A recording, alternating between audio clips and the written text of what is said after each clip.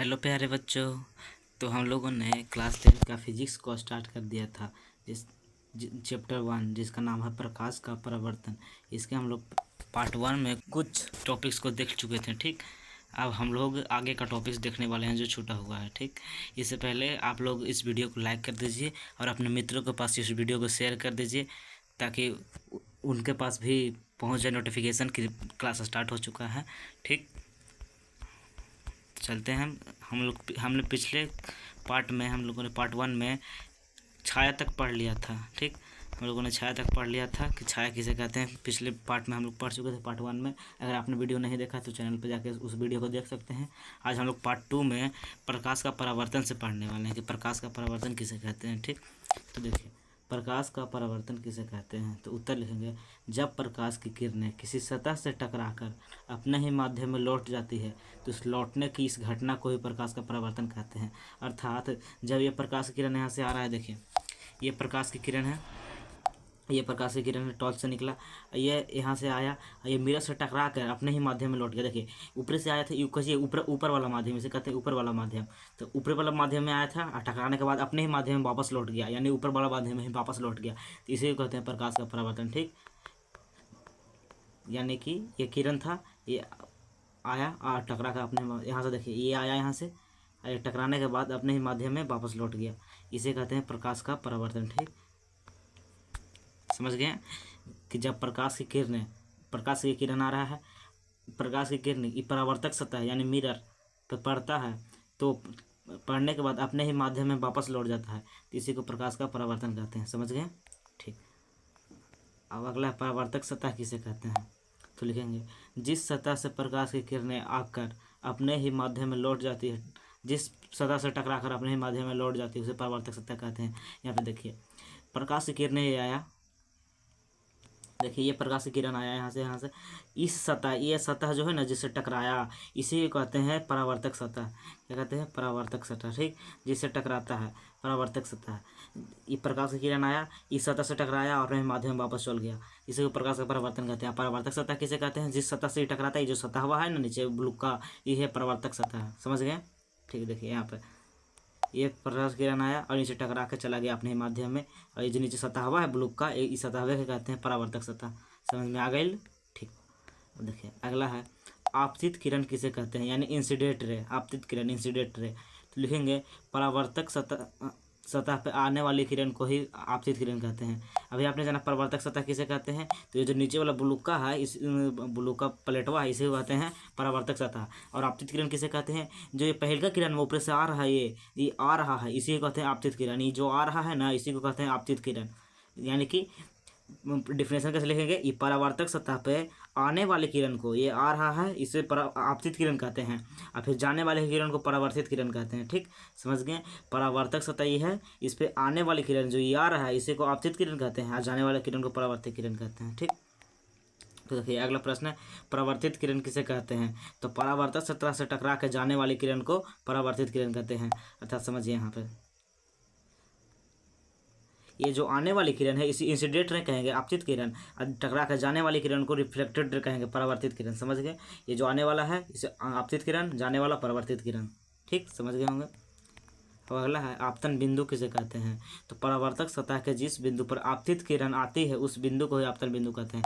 अभी आपने जाना आपतित किरण किसे कहते हैं, ये है इंसिडेंट रे आपतित किरण। तब कह रहा है परावर्तन बिंदु किसे कहते हैं। तो आपतित किरण जिस बिंदु पे आती है, परावर्तक सतह के जिस बिंदु पे, पी बिंदु पे आ रहा है, ये जो पी बिंदुआ है ना इसी को कहते हैं आपतन बिंदु। ये बिंदुआ है ना इसी को कहते हैं आपतन बिंदु। ये आपतित किरण परावर्तक सतह हुआ है ब्लू का, इसके जिस बिंदु पे, इस बिंदु पी पे आ रहा है, जिस बिंदु पे आता है उसे आपतन बिंदु कहते हैं। ठीक, ये जो बिंदु पी बिंदु है इसमें आपतन बिंदु क्या होगा, पी। ठीक, आपतित किरण परावर्तक सतह के जिस बिंदु पे आती है उसे आपतन बिंदु कहते हैं। समझ गए। ठीक, अगला अभिलंब किसे कहते हैं। तो देखिए आपतन बिंदु पर डाले गए लंब को अभिलंब कहते हैं। अभी हमने समझाया कि आप आपतन बिंदु किसे कहते हैं, जो पी है ये आपतन बिंदु कहते हैं। और अभिलंब किसे कहते हैं, ये जो आपतन बिंदु पे लंब डाला गया है इसी को अभिलंब कहते हैं। ठीक, ये आपतन बिंदु पे ये जो लंब डाला गया है इसी को अभिलंब कहते हैं, यानी कि नॉर्मल रे। ये जो लंब यहाँ पर दिया जाता है आपतन बिंदु पे, इसी को अभिलंब कहते हैं। ठीक, आपतित किरण किसे कहते हैं? तो ये जो आ रहा है आपतन बिंदु पर आने वाले किरण को आपतित किरण कहते हैं, टकरा के जाने वाले किरण को परावर्तित किरण कहते हैं, और जो आपतन बिंदु पे जो लंब खींचा जाता है इसी को अभिलंब कहते हैं। समझ गए? ठीक, अभिलंब समझ गए। अगला है आपतन कोण किसे कहते हैं? तो देखिए आपतन कोण, हाँ आपतन कोण देखिए, आपतित किरण और अभिलंब के बीच बने कोण को आपतन कोण कहते हैं। अभी हमने समझाया कि ये जो आ रहा है ऊपर से ई इंसिडेंट है, यह आपतित किरण, ये है अभिलंब, ये है अभिलंब, ये है आपतित किरण। ये दोनों के बीच में जो कोण बनता है इसे आपतन कोण कहते हैं। इसे आई से सूचित किया जाता है, आपतन कोण को आई से सूचित किया जाता है। यानी कि जो दोनों के बीच आपतित किरण और अभिलंब के बीच जो कोण बन रहा है उसे आपतन कोण कहते हैं। ठीक, अब परावर्तित किरण ही है, परावर्तित किरण और अभिलंब के बीच जो कोण बनेगा उसे परावर्तित कोण कहते हैं। परावर्तित कोण को आर से सूचित किया जाता है। ठीक, समझ गए? आपतित किरण और अभिलंब के बीच बने कोण को आपतन कोण कहते हैं। परावर्तित किरण और अभिलंब के बीच बने कोण को परावर्तित कोण कहते हैं। ठीक, देखिए अगला परावर्तित कोण किसे कहते हैं? तो परावर्तित किरण और अभिलंब के बीच बने कोण को परावर्तन कोण कहते हैं। ठीक, जो अभी यहाँ पर समझाएं, ये है परावर्तन कोण, ये है आपतन कोण। अब अगला देखिए, प्रकाश के परावर्तन के कितने नियम है? ये बहुत महत्वपूर्ण प्रश्न, वीवीआई प्रश्न है। ये बार बार परीक्षा में पूछा जाता है कि प्रकाश के परावर्तन के कितने नियम हैं। तो देखिए प्रकाश के परावर्तन के 2 नियम हैं। पहला नियम देखिए, पहले नियम के अनुसार आपतित किरण, परावर्तित किरण और आपतन बिंदु पर डाला गया लंब तीनों एक ही तल में होते हैं। यहाँ पे देखिए नियम है, ये है आपतित किरण, ये है परावर्तित किरण, ये आपतन बिंदु पर डाला गया लंब, तीनों एक जगह पी बिंदु पर मिल रहा है ना आपतन बिंदु पे। यही है पहला नियम कि आपतित किरण, परावर्तित किरण और अभिलंब तीनों एक ही बिंदु पे होगा, तीनों एक ही बिंदु पे पी बिंदु पे होगा। आपतित किरण, परावर्तित किरण और अभिलंब तीनों एक बिंदु पे होगा। पहला नियम किसको किसको याद हो गया कमेंट कीजिएगा। पहला नियम क्या है? तो आपतित किरण, यह है आपतित किरण, परावर्तित किरण और अभिलंब तीनों एक ही बिंदु पर होगा, ये पहला नियम है। ठीक, समझ गए? आपतित किरण, परावर्तित किरण और अभिलंब तीनों एक बिंदु पर होगा, ये पहला नियम होगा। ठीक, अब इसका दूसरा नियम देखते हैं। दूसरा नियम क्या है? तो दूसरे नियम के अनुसार आपतन कोण परावर्तन कोण के बराबर होता है। आपतन कोण को आई से सूचित किया जाता था, परावर्तन कोण को आर से सूचित किया जाता है। अर्थात दूसरे नियम में कह रहा है कि ये जो कोणमा है आपतन कोण, ये परावर्तन कोण दोनों बराबर होता है। आपतन कोण बराबर परावर्तन कोण, अर्थात I is equal to R, I R के बराबर होता है। आपतन कोण को आई से सूचित करते हैं और परावर्तन कोण को आर से। तो दूसरे नियम के अनुसार आपतन कोण परावर्तन कोण के बराबर होता है। अगर ये होगा 30 डिग्री तो ये भी होगा 30 डिग्री, अगर ये होगा 60 डिग्री तो ये भी होगा 60 डिग्री। ठीक, समझ गए? पहला नियम क्या है कि आपतित किरण, परावर्तित किरण और अभिलंब तीनों एक तल में होते हैं। दूसरा नियम क्या है कि आपतन कोण और परावर्तन कोण बराबर होता है। अगर आपतन कोण 30 डिग्री तो परावर्तन कोण भी 30 डिग्री, अगर आपतन कोण 60 डिग्री तो परावर्तन कोण भी 60 डिग्री होगा। ठीक, उम्मीद करते हैं कि आप समझ गए होंगे। अगर आपने नहीं समझा तो वीडियो को रिवाइंड करके फिर से देख लीजिए। अगला प्रश्न, प्रतिबिंब किसे कहते हैं? प्रतिबिंब यानी कि जो हमारा दर्पण में प्रतिबिंब बनता है, इमेज किसे कहते हैं? तो लिखेंगे उत्तर, किसी बिंदु वस्तु से आ रही प्रकाश की किरण परावर्तन या अपवर्तन के बाद जिस बिंदु पर मिलती है या मिलती हुई प्रतीत होती है, उस बिंदु को उस वस्तु का प्रतिबिंब कहते हैं। अर्थात देखिए ध्यान से, प्रतिबिंब किसे कहते हैं? किसी बिंदु वस्तु से आ रही प्रकाश की किरण, मतलब कि समझिए कि अनंत से कोई किसी बिंदु, मतलब आपके सामने कुछ पेड़ है, एक पेड़ है, समझ लीजिए आपके सामने एक पेड़ है, तो पेड़ का प्रतिबिंब आपकी आँख में कैसे बनेगा?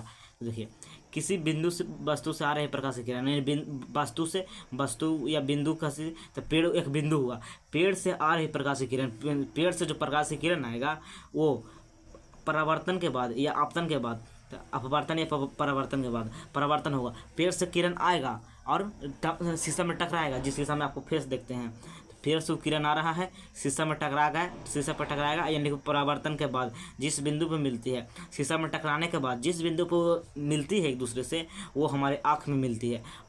पहले पेड़ से प्रकाश निकला, फिर शीशा में टकराएगा, शीशा में टकराने के बाद आपके आँख में जाएगा, तो आपके आँख में उसका क्या बनेगा? प्रतिबिंब बनेगा।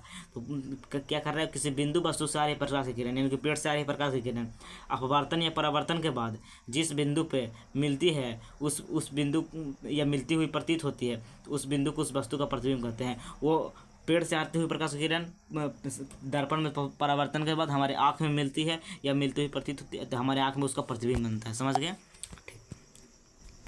अब देखिए, प्रतिबिंब है जो 2 प्रकार के होते हैं। पहला होता है वास्तविक प्रतिबिंब।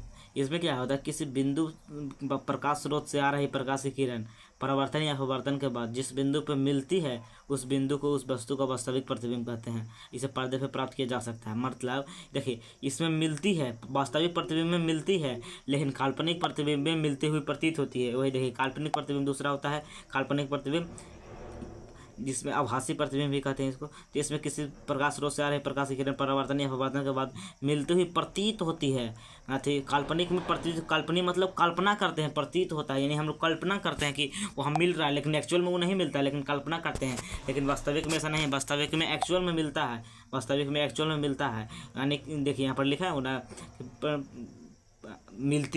मिलती है लेकिन उसमें मिलती हुई प्रतीत होती है, यानी वास्तविक है, ये रियल है, रियल इमेज है। यहाँ पर मिलेगा लेकिन उसमें कल्पना किया जाएगा। ठीक,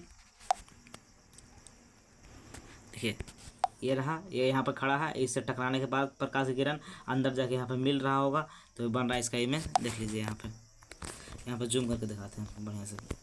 देखिए ये है व्यक्ति, यहाँ पर वस्तु यहाँ पर खड़ा है, इससे प्रकाश की किरण आया।